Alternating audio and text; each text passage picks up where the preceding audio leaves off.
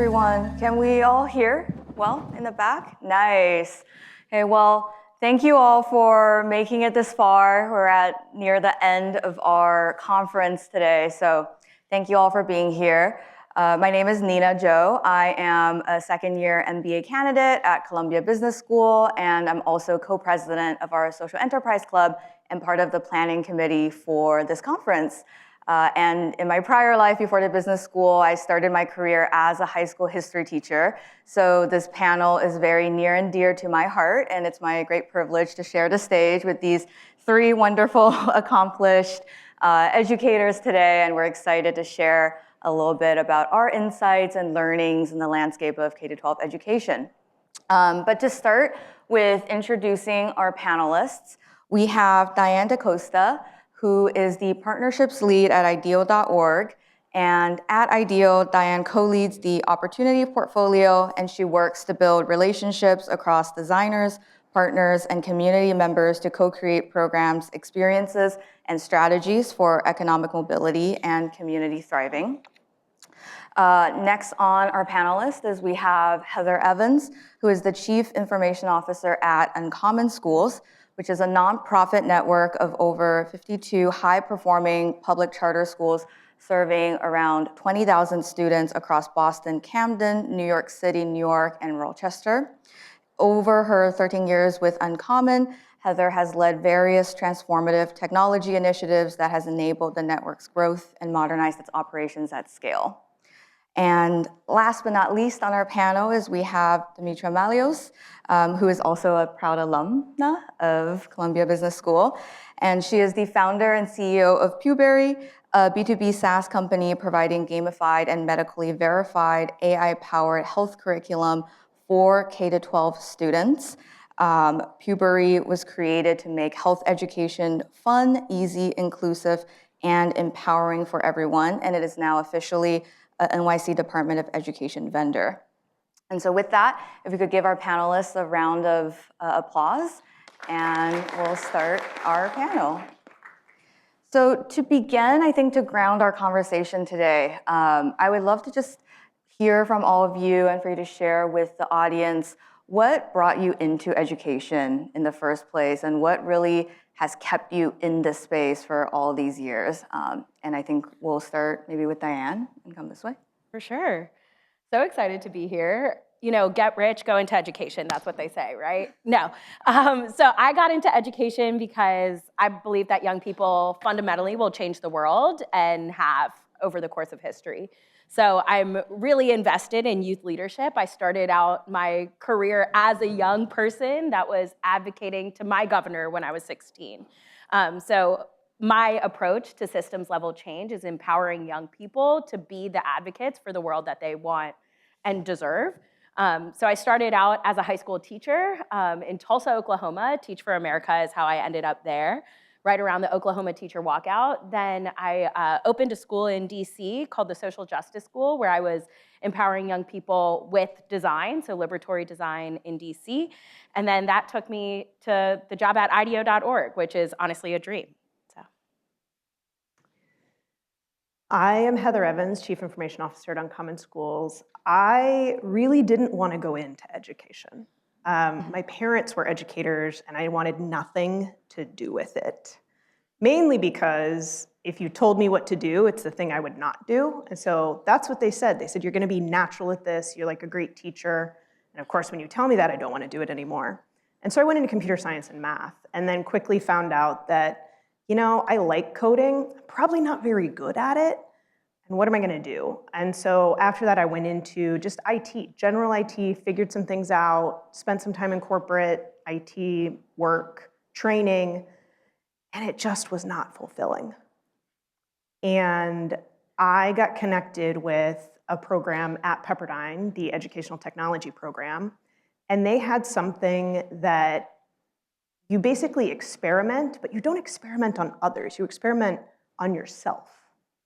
You change yourself and what you are doing and see how it affects the world around you. And they said, we do this with kids all the time. And I was like, wait, I can do that. Turns out I really couldn't. I wasn't great at teaching. But I was really good with adults and helping them figure out how to use technology in the classroom to advance the learning outcomes they wanted and connecting with the kids outside of the classroom. And so for the past 20 plus years, I've been in education, and 13 of those years have been at Uncommon through various roles on the technology side, just helping us scale phenomenal teams and phenomenal schools. So this is working, yeah.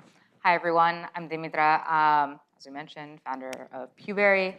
So similarly to Heather, actually, I never thought about being in education before. From the very beginning, I'm a first-gen Greek American, so I think for any first-generation person, for the most part, your parents probably tell you, knowledge is power, AKA go hardcore in studies. And I loved school, I super duperly love school.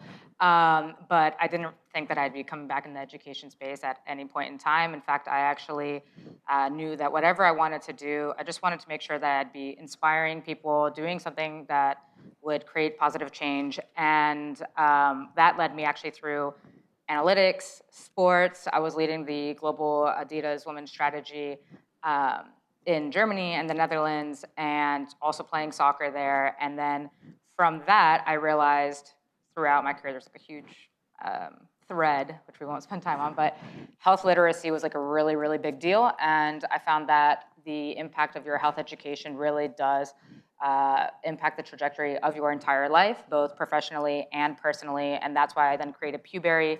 We actually were looking in the health tech side first, to be honest, but then realized that as being a core data person, the root cause is where I always want to go to, and that meant that I'd have to support youth from a really young age, which is why we then went through education, K through 12, and found that, luckily, health education requirements are increasing across the United States, already across 46 states.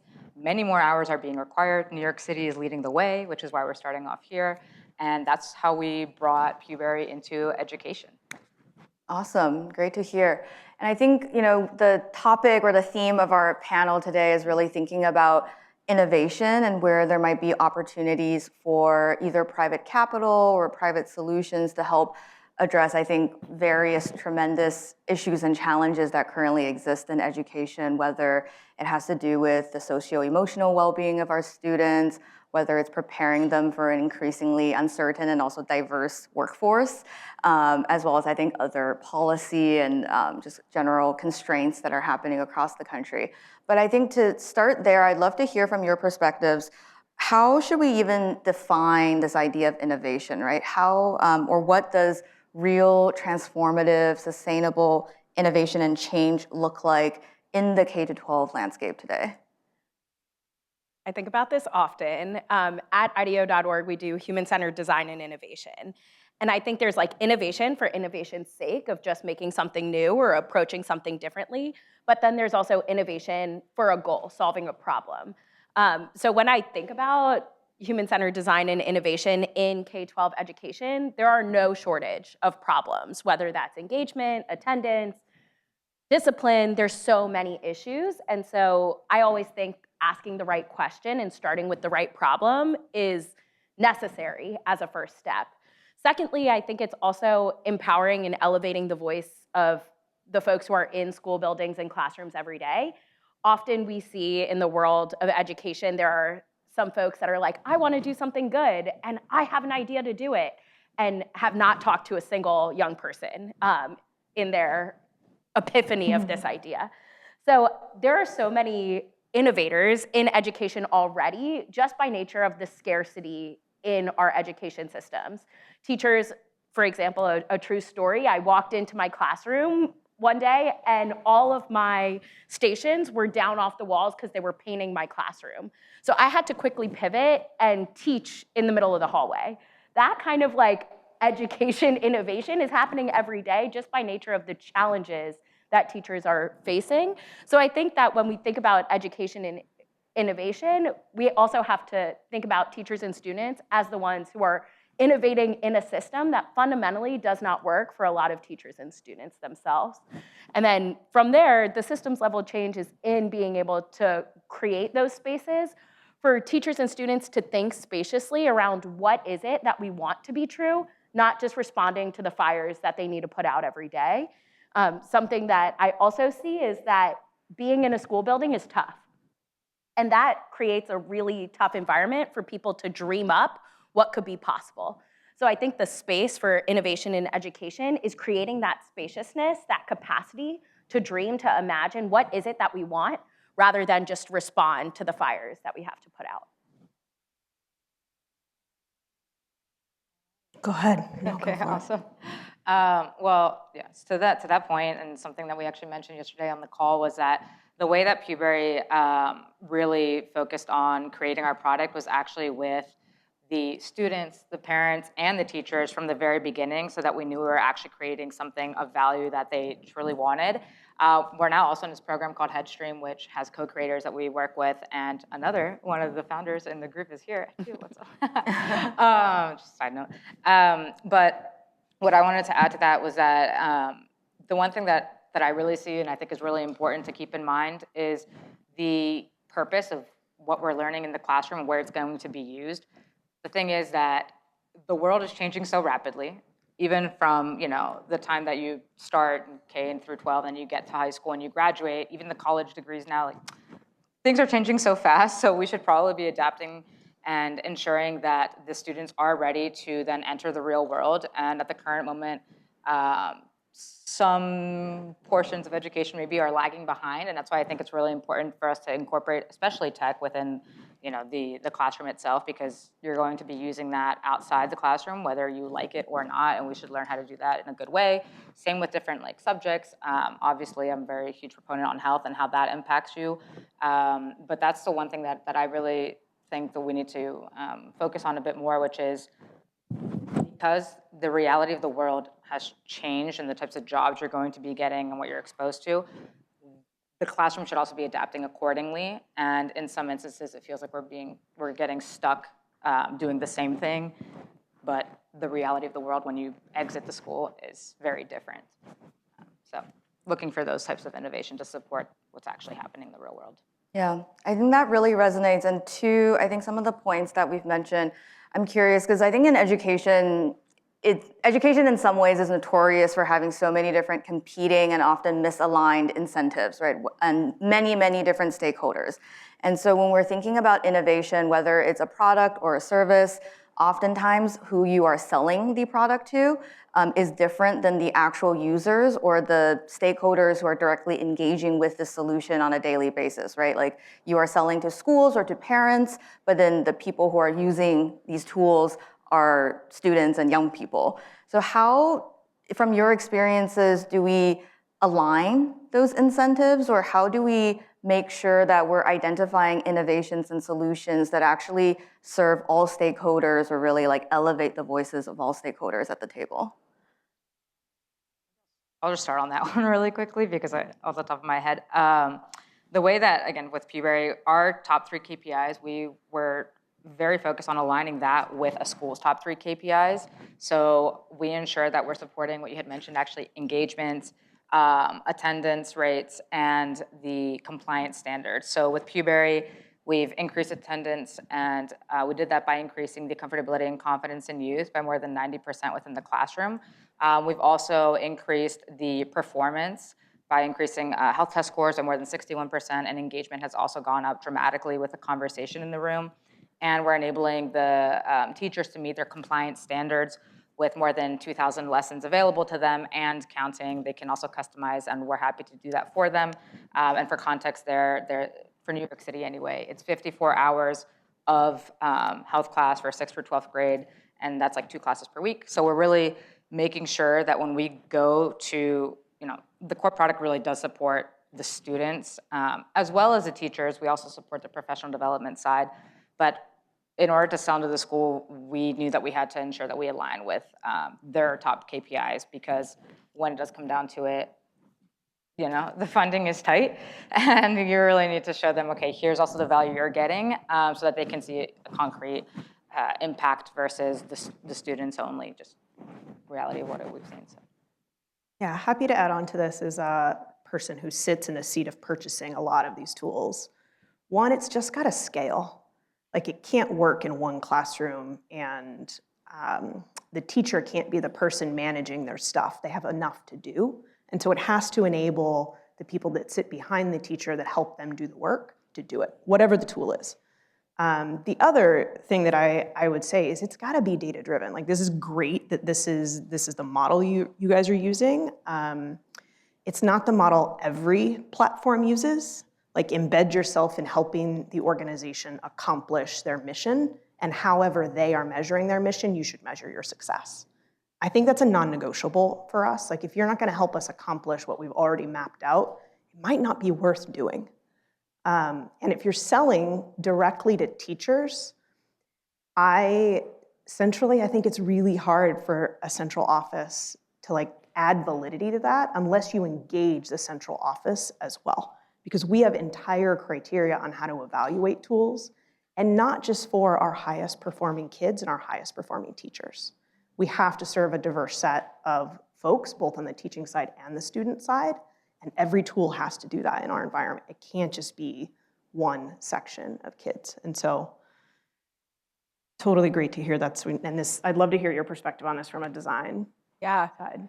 I would kind of widen the aperture a little bit, because ed tech gets a lot of airtime. And I think that the systems that need the most innovating are actually the people systems, the structures, the pay schedules, the policies, right? There's so much to innovate inside of education, outside of education technology. And if you were to do a thought experiment of what felt like the most transformative educational moment in your K-12 education, I doubt that it's sitting on a Chromebook opening this really innovative curriculum. I would say that it likely is tied to humans that were able to pour into you or see a spark in you or create an experience that was memorable. And I'm really interested in creating more of those experiences and opportunities, or giving the spaciousness for excellent educators to do excellent educating. And so I think that kind of extends beyond the conversation of ed tech. Yes, it's the shiny thing. Yes, it's where a lot of investment goes. And if I think about opportunity for innovation and impact, I think it goes to structures and systems and the people work. I think one of the biggest issues that I see is that all of our best educators are either there because they love education and are gonna do it regardless, or unfortunately get burnt out too quick, too soon, and leave the classroom. And that story is heartbreaking. I wonder what it might take to create innovative structures and systems that allow for excellent educators to stay in the classroom and create those learning experiences that really drive student outcomes and impact.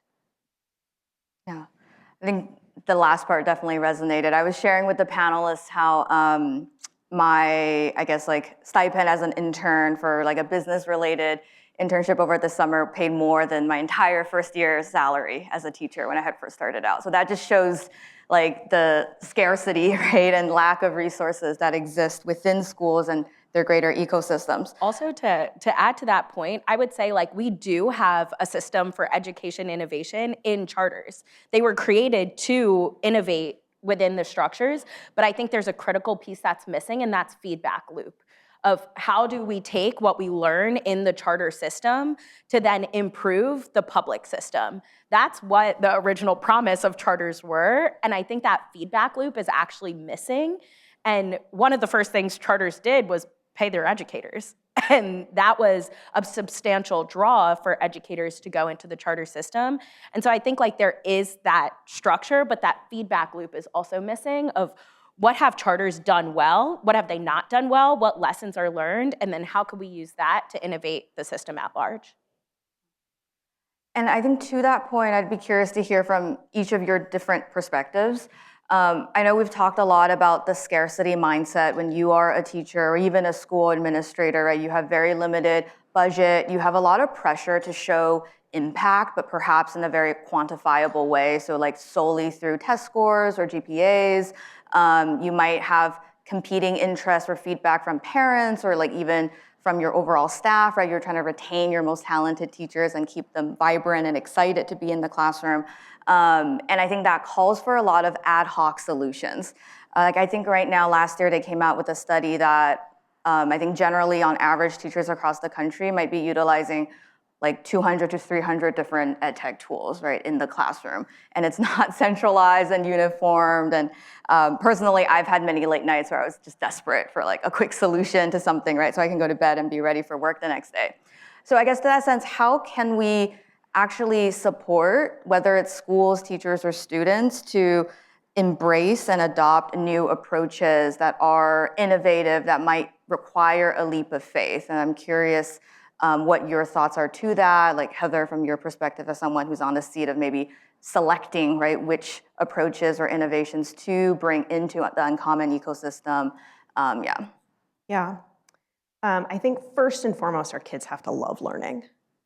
And if it happens to be a technology program that helps them love learning, if it's a teacher who helps them love learning, if it's their parent, if you look at a school and it's obvious that those kids don't want to be there, I can guarantee you the adults don't want to be there. This isn't directly answering your question, but I think it's like the premise by which we select everything. Like if the kids want to be there, they're going to learn, and the tools have to support that. The investment has to support that. The model has to support that. The adults in the building and at the organization have to support that. And in selecting things, we have metrics we have to stick to. We have to. Like there's, I know testing is like a controversial topic. It is still the best way that we can assess, whether that's actually a kid sitting down taking a test or observational, right? There is some kind of test in some way to know whether a student is learning and how they are learning. Another controversial topic, and I'll just go there, like cheating with AI. Is it really cheating if the kid's learning? Isn't learning the goal? And if they're learning how to scaffold their own learning, why do we care how they got there? I throw this out there because I think those are the questions that we have to like tackle as we're choosing what kind of ecosystem we want to perpetuate, but also the kind of ecosystem we want to foster. That's not directly answering your question, but like those are the things in the back of my brain as we're deciding what to choose in our environment. So I think that's a great point, by the way, the AI, I like that. So again, we kind of mentioned how we already align ourselves with the school, but another point that I hadn't shared was that we do always tell the teachers that it's super, super easy to integrate Puberry. Literally, we will lead it for them. All we need is a 30-minute Zoom in the very beginning, and then it's good to go. They'll just log in, and everything is there for you. Something that we say is that anyone can become a health educator with Puberry. So if you need a sub to step in, easy peasy. They don't need to worry about talking about health topics. Like you will use a platform and it's fun and engaging.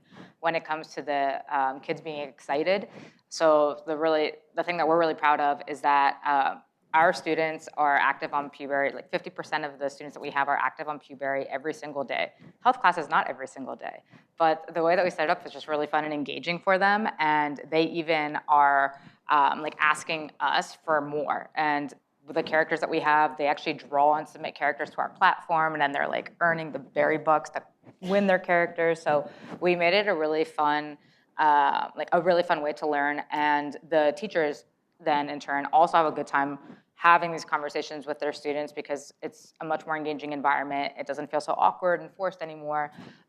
So this is how we come about it when we go to the schools and talk to them. And the other point is for the teachers, we were told, like, for example, we're looking at District 8 in the Bronx, and they had mentioned that exactly they need a reason for the students to come. So we know that it's been working in other Title I schools and other areas in Brooklyn, so we feel pretty confident that Puberry should do a good job there. But also, they need a reason for their teachers to stay. They have a really big teacher shortage problem, and the retention rate, so people are leaving. And what we offer, and hopefully that we'll see, we're testing this out now, so we'll see this year, is in addition to, of course, being able to use the platform really easily, we have the professional development workshops embedded within Puberry, so that's great for the school side, but also wellness workshops, including like mental health workshops, breath work, yoga, et cetera. All these different types of workshops that they can join every month if they'd like to do so, so that we can support them in a holistic approach to health, and a little bit in a different way, because we do know from us also being in there that it's a really hectic day to deal with all the students running around. And yeah, I was not a teacher like in the school or like in the middle school or high school ever. I did do ESL and supporting students, but it's a little different. I also was a coach for sports, again, different.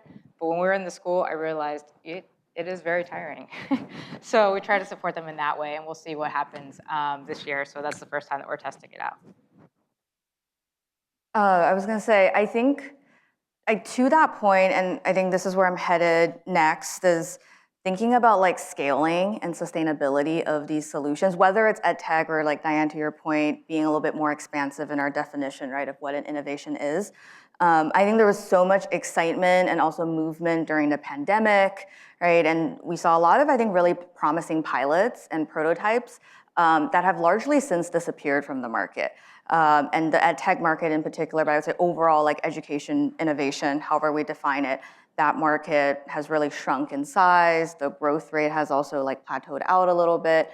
So curious to hear from your insights, like why do all of these promising pilots fail, right? And what are some of the characteristics that maybe you're looking for in your work supporting teachers, supporting schools to ensure that whatever innovative solutions they're bringing in will succeed and will be lasting in its impact?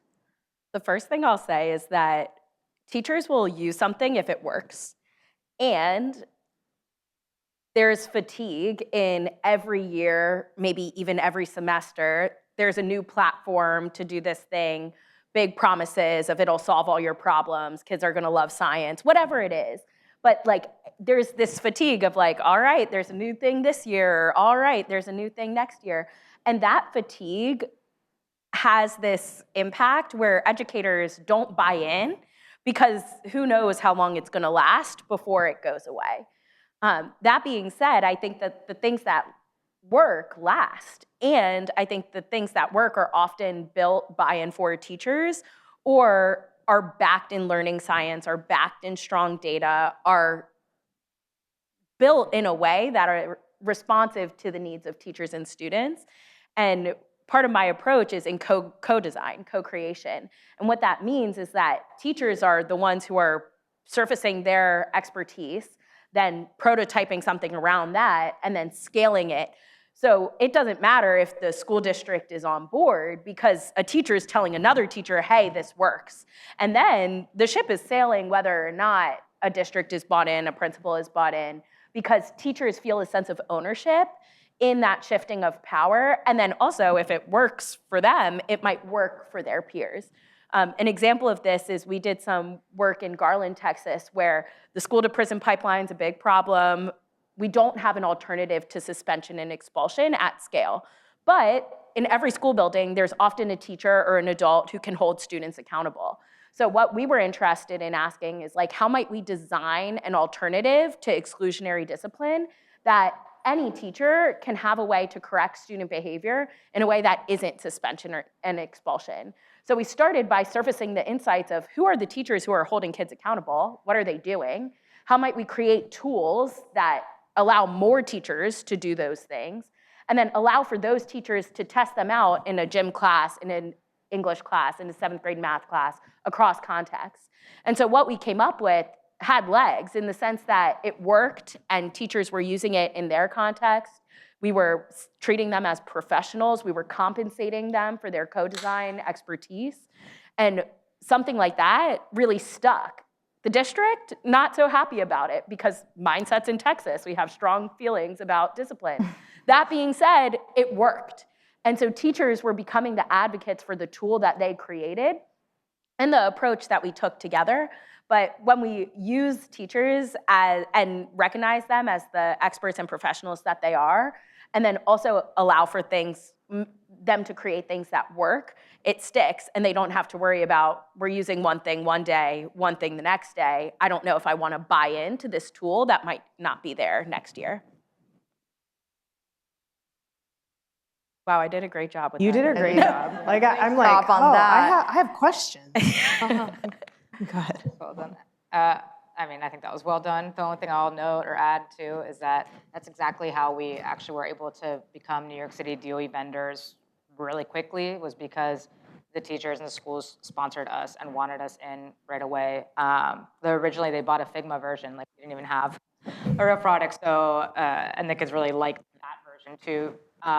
So to your point, if it works, then yeah, it'll start moving. One thing I would say though is, I'm pretty sure, I don't know where the stat is, but edtech is growing quite a lot from what I'm seeing. So like edtech is actually really going to be expanding a lot by 2028.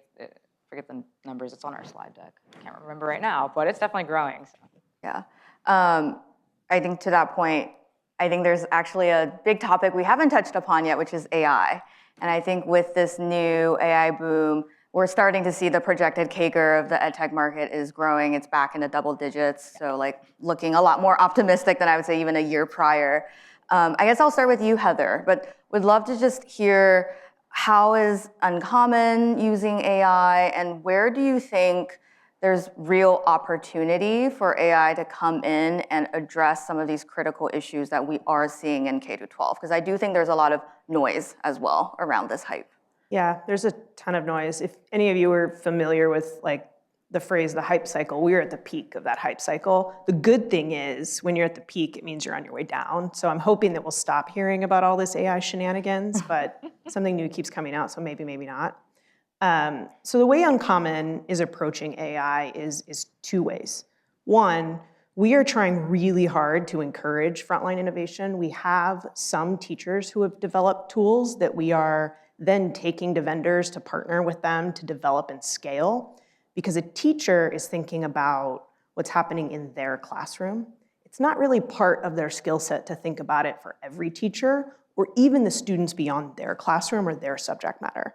And so we're trying some of the philosophies here where we create environments where they're able to do those things and then partner with them to scale the tools, evaluate the tools. We also know that there's no way we can do all of this internally. Education organizations can't take an AI LLM and make it scalable for everything that is built. There's no way we can vet all of it. And so we have to pilot other tools out there that seem like they are research-based, have put guardrails in place so that when a student puts something very, very personal into an AI application, which you want to a certain degree, so the kid is able to express themselves, we know exactly where it goes and where it doesn't go. And so we're piloting tools that do some observation and feedback based on video for teachers. We're piloting tools that grade student work based on teacher feedback that has been previously given on student work. And so we're not doing it solely for the AI to interact with the student. We're piloting things where there is a human in the loop, or it's completely based on what we know a human has done in the past. And so we're kind of running two races. One, pilot stuff as much as we can, because we can't do it ourselves. The other, encourage folks to experiment, take those great ideas, pull them up a level. And I forget the second part of the question. I think that's like a great start, right? And just like, what are some of the general maybe gaps or opportunities that AI can fill?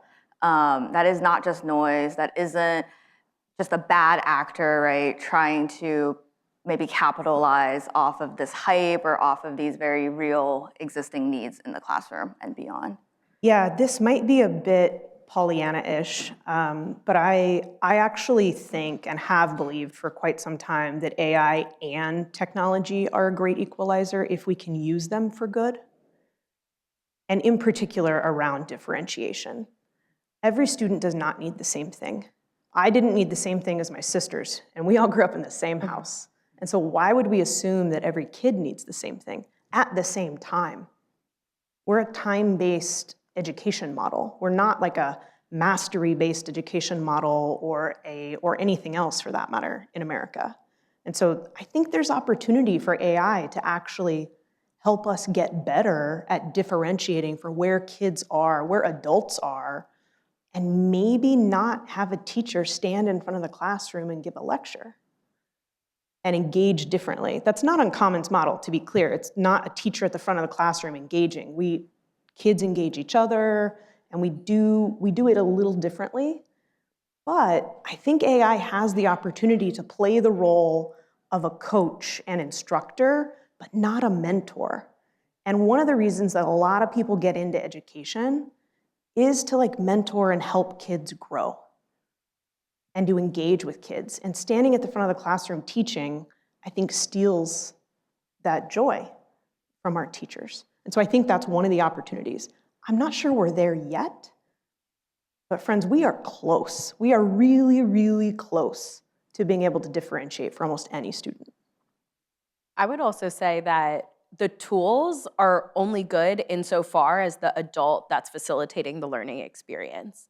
So there's so much hype and so much promise around AI, and there's a lot of ways that we've seen AI go south, particularly with our young people, particularly around mental health and well-being. And I think that there's a blending of the use cases, I know that there's a blending of the use cases where a tool that was used for homework help will then become a tool for how do I navigate this friendship issue or this conflict with my sister. And that blending of cognitive offloading from a sense of learning to now relating and empathizing, those are very different use cases that young people are turning to the same tool to get two very different experiences. And I think that that's what's alarming to me, is that tools are designed for one purpose and then used for a different one. I'll also say that learning is inherently relational. We learn through our relationships, and if there is not an adult human that can facilitate the learning through whatever AI-powered tools, then we're missing an entire opportunity to really meet students in what we know to be effective in how they learn. But I will say that like the other alarming thing is like AI is gonna take all the jobs. To a 16-year-old, that's so deflating. Like, why would I bother graduating from school if there's no job opportunity for me? So I think like this like demoralization around the workforce is actually pretty alarming too. And I would encourage us to find opportunities to empower young people with how they can provide their skills, gifts, and talents to the world in an AI-driven future. So understanding that the context is changing, what are the human needs that we need to address, and how can AI be a tool to meet those needs, but also where are there opportunities for us to tap in when AI is not the solution and we actually need to provide a very human need with a human person in order to address those gaps. I think that's a great note to pause on there, but definitely a lot resonate with especially the human connection piece. I've had so many conversations. I think the most memorable interactions I've had with my former students were not necessarily about their history homework or like whatever essay thesis they're writing, right? It's about their lives, their dreams, the conflicts that they're trying to navigate. And I think probably that's what they'll remember about me as well, right? Versus like any of the content or like dates and times that I've taught them. I'll say though with AI too, the content knowledge is actually even more important because of the hallucinating nature of AI. Yeah. Young people actually need the content knowledge in order to address like, is this real? Is this not real? Is this the right answer? Is it not? So it's actually an interesting piece where we were like, oh, the calculator, you don't need to know how to do it yourself. But with AI, you don't know if it's gonna give you the right answer, and students do need that content knowledge in order to address, is it the right answer or not? So it's kind of like a yes and. The content knowledge is important, and there are, again, much more important things and relationships that teachers can provide young people. Absolutely. I think we'll open it up here to questions from the audience. I think we have our mic runners on both sides. So I think I see a hand there and then Mustafa, a hand up there. Yeah. Yeah, go ahead. Sure. Hi, I'm Javier, founder of Pandora's Way. That was amazing. You talked a lot about what happens inside of the classrooms. I wonder about the trends and hopes that you see in the role of parents or other adults in the kids' education, where you see has been happening the past few years and where you hope things are going in the future. Well, he knows my stuff, so he knows Puberry, but I will just add for everyone else, at least from our side, we have a parent interface very much for that engagement part. And I'm gonna touch 2 seconds on what you had mentioned previously. So the way that students use Puberry, even in the classroom and at home, is You would first learn for a few minutes on your own before you actually go into these engaging discussion enablers, so that the majority is actually like human-to-human interaction. But when they're learning, it's all customized to them through the AI that we use. So they have scenarios that are based off of their own like cultural and environmental needs and health needs. So we try to combine both. And then when it comes to the parent side, we know it's very important that they're aware of what their kids are learning. So we want to build that credibility and trust with them. And thus they have an interface as well where they can literally see all of the lesson content that we have. Ours is medically verified and checked, but if there's something that they maybe don't feel comfortable with for whatever reason, they're able to actually hide that. And so they have this sort of parental control. We found that no one has actually done that since giving them the control. It was a matter of they really felt like they need to see it. And with that, they've been able to now like have these conversations. And we've been receiving emails from parents, like which I did not expect, saying thank you, saying, really impressive things. I mean, one mom had sent us an email about having a conversation with her child around pornography at the dinner table, and it being an open conversation, and saying thank you that we're able to actually discuss these types of topics, especially now with internet and everything being so readily available, which was impressive. I wasn't expecting that. So that's one way in which at least we definitely think that the parents are very important and key some parents want to be really involved, some don't, but it's still important that we create an interface where they are involved if they want to. Sorry. Do you want to go first? Got it. Okay. I know we're at a Capital for Good conference, and I think I'm curious as to, there is a lot of capital in edtech, but for the non-edtech, the innovations that you brought up, Diane, like what is the gap in attracting capital there that is desperately needed? How do you see it changing, and what can happen from an innovation perspective to change that? I love this question because I feel like it's so needed. A couple things. I think that in education, sometimes, for better or for worse, you're asked to demonstrate effectiveness before you even try. So some challenge to that is like, yes, we want things that are data-driven. Yes, we want things that are responsive. And data sharing agreements with school systems is challenging. The metrics might not be standard from classroom to classroom, let alone school to school. I think there's a lot of variability in those measures that make it challenging to draw in investors or folks that have the private capital, because it's like, well, show me this works, and then I'll invest in it. And I'm like, well, we just got a question right now. We don't have a solution. That's the point of co-design. But I think like that shift in mindset is so needed. And we need folks that are invested in the people, knowing that like teachers and students can come up with really effective solutions to their challenges when given the space and opportunity to do so. Private capital, I think, gives us the opportunity to create that spaciousness, in the sense that school districts don't have the money, they barely have the capacity to operate day to day. And so that private capital allows for an organization like mine to do that co-design work, to compensate teachers for their labor, to build and prototype and test things out. And so that private capital is like so needed. And I think it's the storytelling to be able to get people on board in, one, the approach to the way that we try to solve problems, but then also it's like creating that permission structure of like, we don't know what it is that we're creating, or we cannot prove effectiveness immediately. And those are some of the barriers.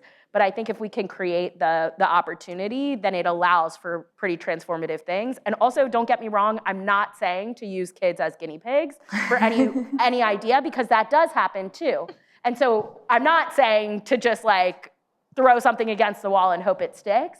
But if you have an approach that is really driven by what allows for students to learn and grow, then I think that there is an opportunity to create the way that we can approach things differently to get better outcomes. Because like newsflash, what we're doing isn't working. Like at scale, K-12 education is not educating kids. Like the numbers are pretty bad. And I would say like the inequitable outcomes are even worse. So I would hope that we can get more private capital in order to be really innovative about some things that really need changing. I'm happy to add on to this. I just Diane, it's such an insightful response, and I think there's one thing I want to hone in on what she said. We can't show you results right away. Like, friends, this is the long game. This is societal change, and every change that we make for a student in kindergarten, you may not be able to measure their earning potential, whatever that is, right, for your metric, for years, whatever that happens to be. But we can probably come up with some leading indicators along the way. And then the second thing I will add is there's very little financial incentive, if we're being honest, to invest in education, unless you want to see the long-term change, and you have to stick with it to evaluate it. It's like long-term medical research, right? Or investing. There's like compounding natures of it that we just have to take into account that I think make it very difficult.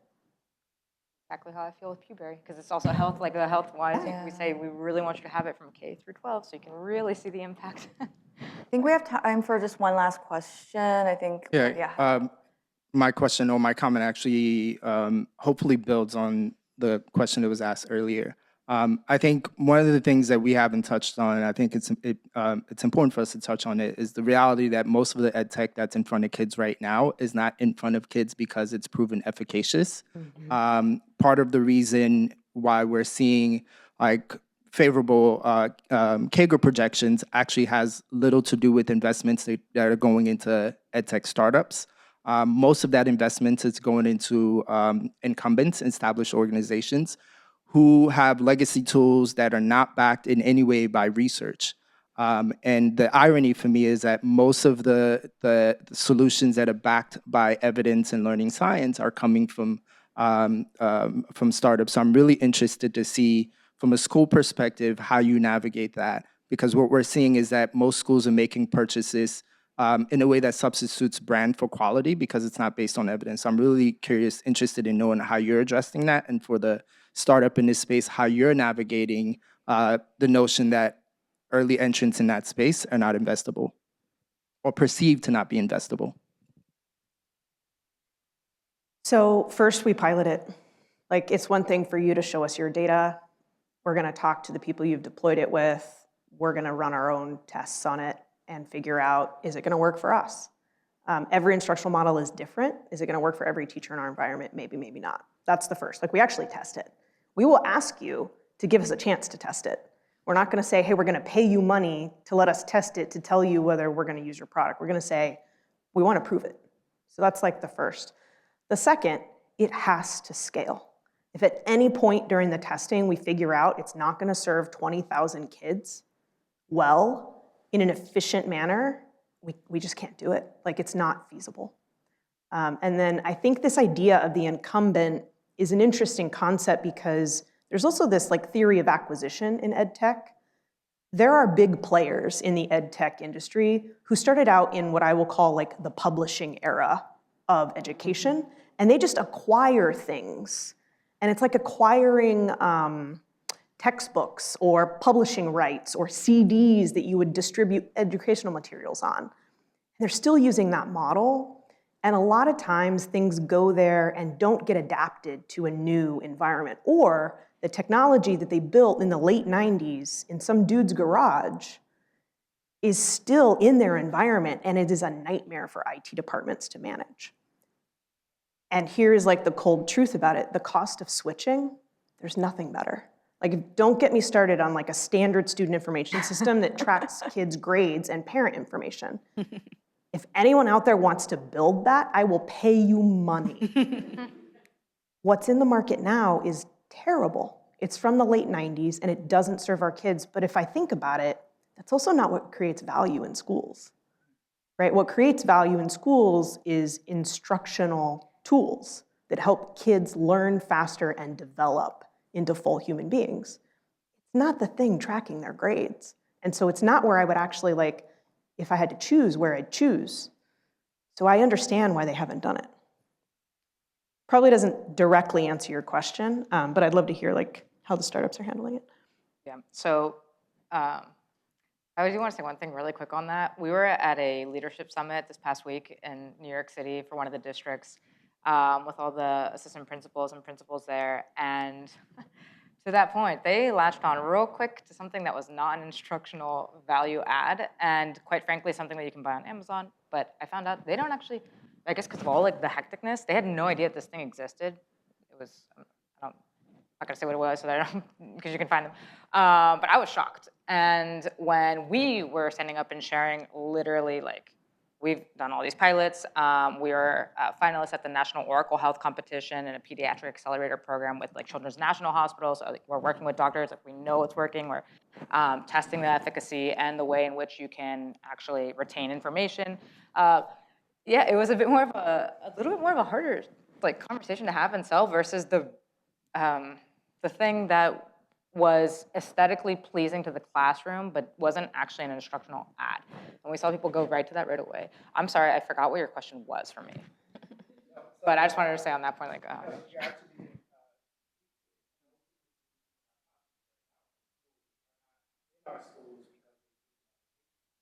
yeah.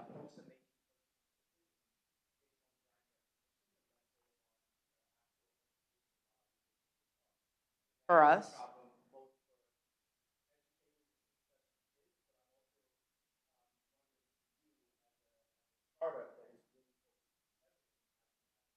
Yeah, what I found to be challenging is that like they need to know who you are. If they don't know who you are, like it's really hard to get in front of the principals. It's really hard to get in front of the teachers sometimes. They just don't even like we'll physically show up, but if it's not a word of mouth or it's through a partner, you're not getting looked at, which means a lot of really great companies are not getting looked at because, and I'm not sure how you go about it, but because quite frankly, it's really hard just for them to give you the time of day.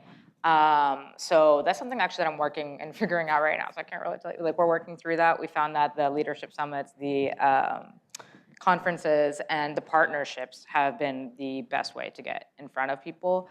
But it is something that is actually an active challenge that we're trying to like overcome. That's the main, that's the problem. So. And I think Ivy keeps flashing this. Stop. So I think we're at time, but I think our big takeaway here is definitely it's worthwhile to invest in this long game, to be rigorous and intentional with how you're bringing in partnerships and elevating all voices right throughout this process. And I think being innovative and smart with how you scale and how you back up your product or solution with science, right, and learning theory. But with that, if we could just give our wonderful panelists a round of applause.